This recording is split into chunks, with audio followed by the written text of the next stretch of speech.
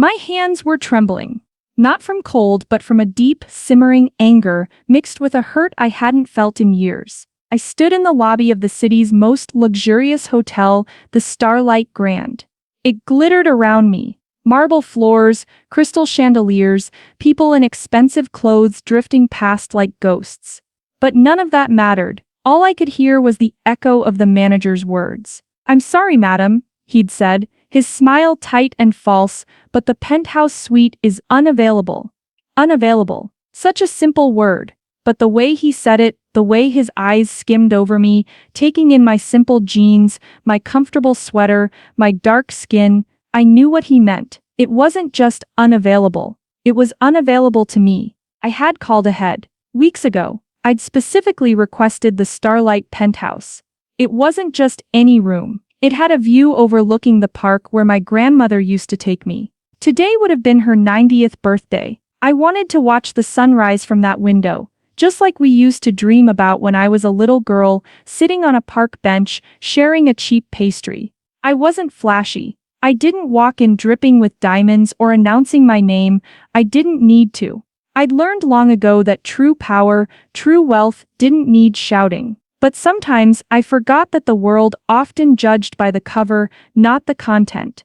"Are you sure?" I asked, keeping my voice steady, though my insides felt like they were churning. I had a confirmed reservation.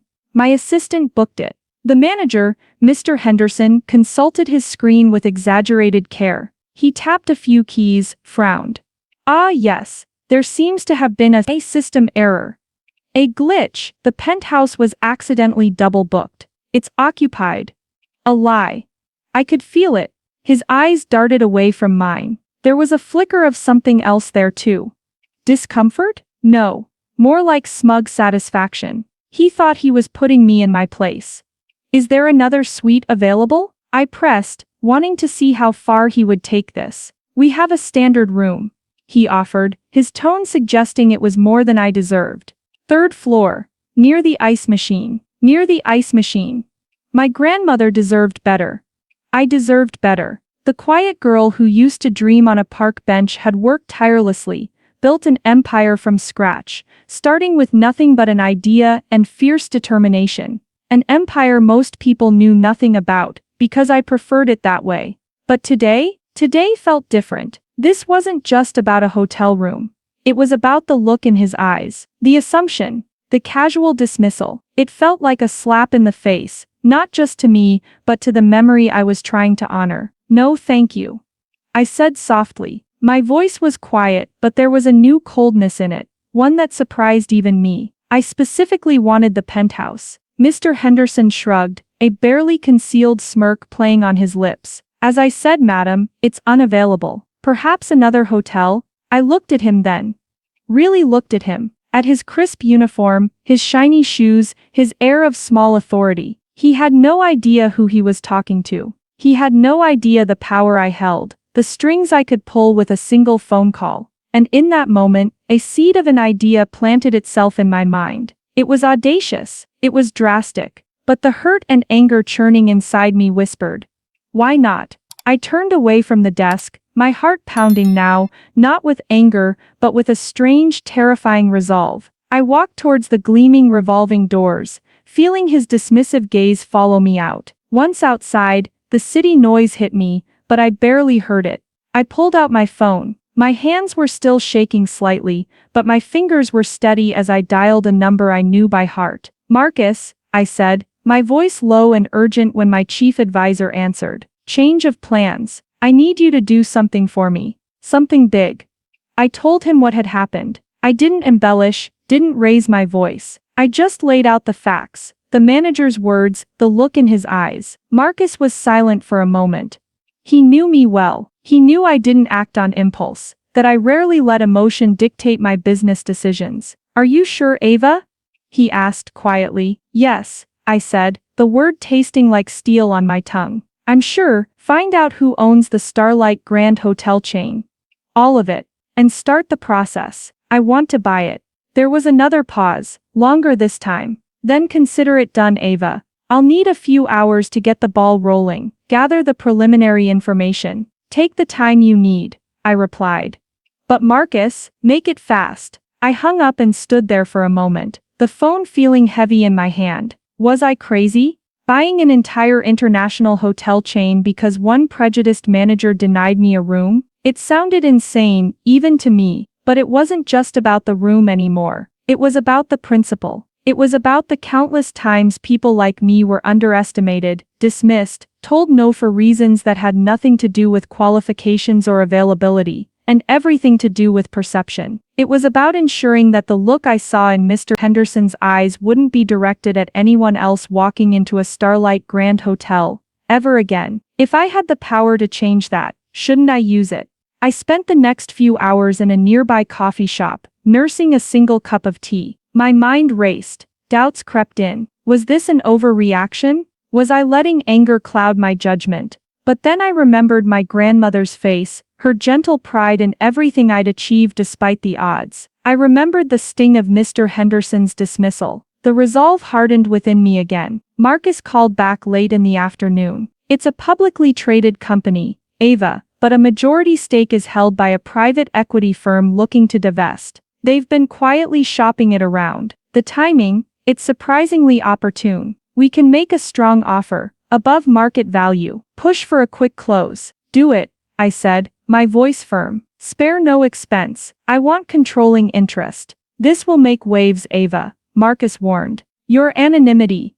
Some things are more important, I interrupted gently. Let's proceed. The next 24 hours were a blur of phone calls, emails, encrypted messages flying back and forth between my team and the sellers. Lawyers were engaged, finances mobilized on a scale that still boggled my own mind sometimes. I barely slept, fueled by coffee and adrenaline, and that cold, steady purpose. I stayed at a different, much simpler hotel nearby, waiting. By the evening of the next day, Marcus called again. His voice held a note of awe. It's done, Ava. The deal is signed. The funds have cleared. You are now the majority shareholder and owner of the Starlight Hospitality Group. Effective immediately. I closed my eyes, took a deep breath. It felt surreal. Heavy, but right. Thank you, Marcus, I whispered. What are your instructions? He asked. I'm going back to the Starlight Grand, I said, and this time I'm getting the penthouse. I didn't change my clothes. I wore the same jeans, the same sweater. I wanted Mr. Henderson to see me, the woman he had dismissed just yesterday. Walking back into that glittering lobby felt different. My heart was pounding again, but this time it was a different rhythm. An anticipation, nervousness, and a strange sort of vindication. I walked straight to the front desk. Mr. Henderson wasn't there. A younger woman, polite but harried, was managing the check-ins. Can I help you? She asked. I'd like to speak to the manager, Mr. Henderson, I said, my voice calm. She looked surprised. He's actually in a meeting right now. Can I take a message? Just then the door to a back office opened, and Mr. Henderson emerged, followed by two stern-looking people in business suits, I vaguely recognized as part of the hotel chain's upper management, or rather former upper management. He looked flustered, his face pale. He saw me standing there. Recognition dawned slowly, followed by confusion, and then a flicker of his earlier arrogance. He probably thought I was back to complain, maybe demand a free night in that room near the ice machine. Madam, he started, his voice regaining some of its condescending edge. I thought I made it clear yesterday. He stopped mid-sentence, because behind me, walking purposefully through the revolving doors, came Marcus, flanked by two of my top lawyers, carrying briefcases. They didn't look like typical hotel guests. They radiated quiet authority. Mr. Henderson's eyes widened slightly. He looked from me to Marcus and the lawyers, then back to me. The color drained completely from his face. The two executives who had been with him exchanged uneasy glances. Marcus stepped forward, placing a slim folder on the marble countertop.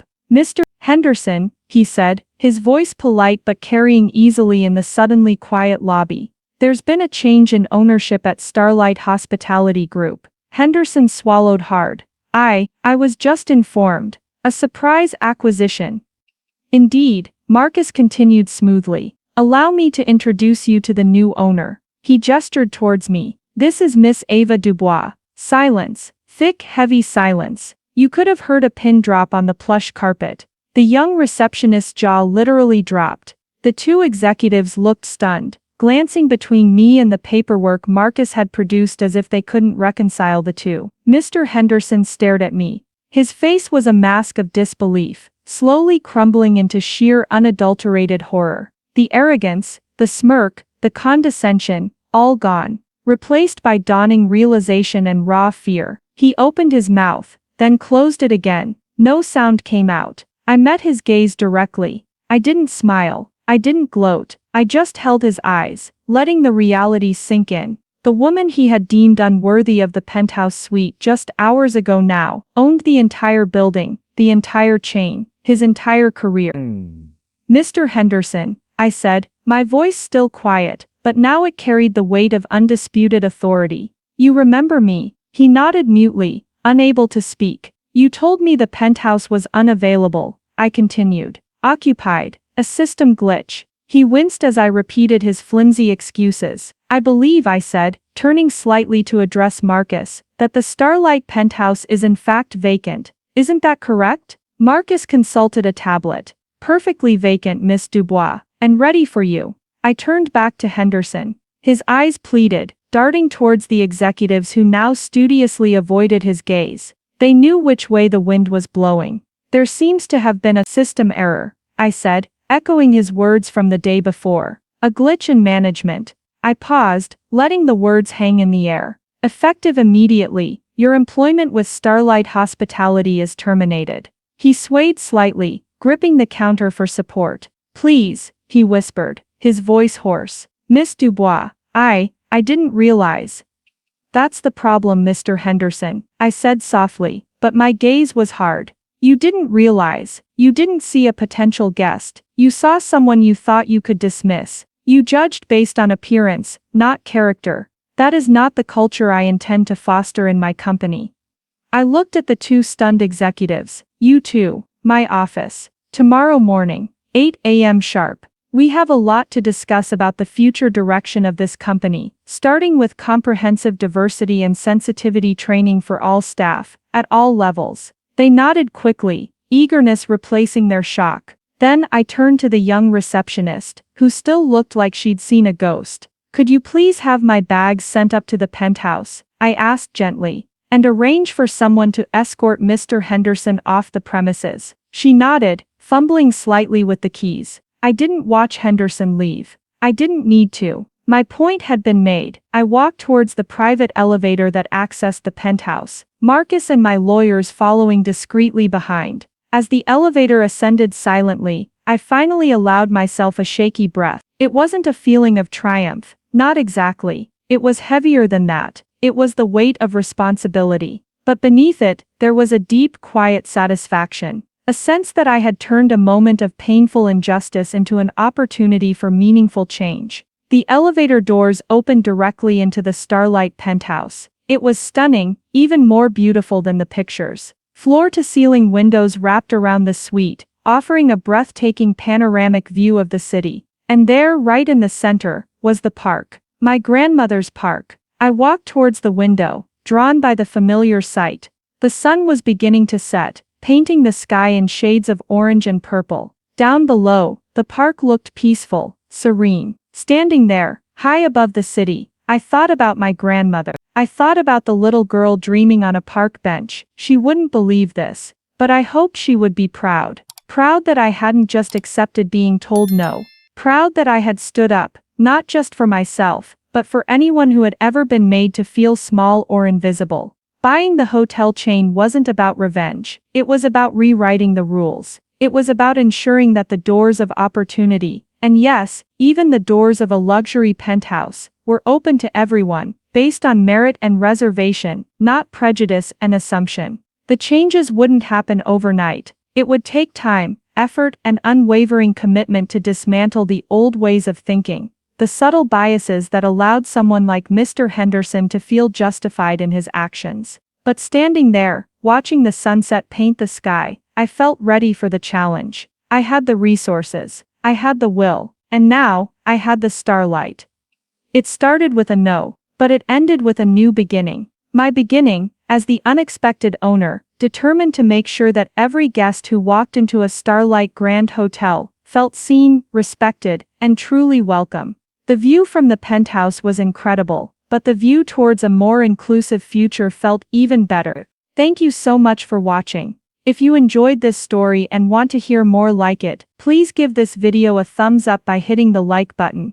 Let me know what you thought in the comments below. I love reading your feedback. Don't forget to subscribe to the channel and turn on notifications so you never miss an upload. And if you know someone who might enjoy this story, please share it with them. Your support means the world. See you in the next video.